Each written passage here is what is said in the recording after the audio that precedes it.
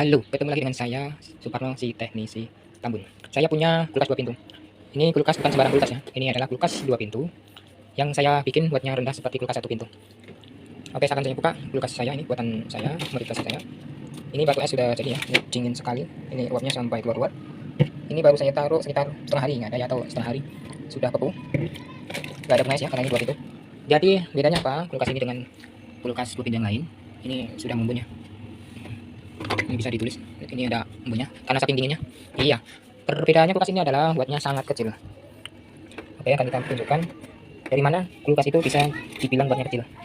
Ini adalah sebenarnya kulkas 2 pintu yang kuatnya itu sekitar 200 watt ya. Jadi bagaimana kulkas ini bisa lebih ngiri daripada kulkas 2 pintu yang lain? Kulkas ini saya ganti dengan kompresornya kulkas 1 pintu. Ini kompresor yang kapasitas kecil.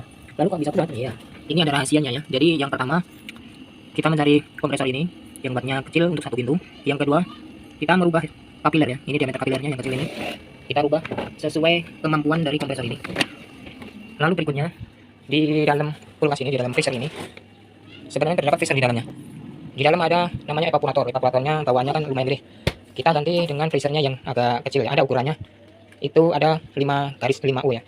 Dan ini saya rubah menjadi 3 U. Jadi lebih kecil. Makanya kompresornya kuat. Oke, akan saya perlihatkan untuk perhitungan wattnya ya. Untuk perhitungan wattnya di kulkas ini akan saya tunjukkan dengan perhitungan dari tang ampere. Ya, di sini ampernya sangat jelas. Ini 5,5 ya, 5,4, 5,5. Di mana 5,5 itu sangat rendah sekali seperti kulkas 1 pintu ya. Ini kulkasnya kompresornya untuk 1 pintu ya, makanya ini ampernya hanya 0,54. Lalu seberapa besar dayanya? 0,54 ampere itu sama dengan berapa watt? Tinggal kita kalikan 220.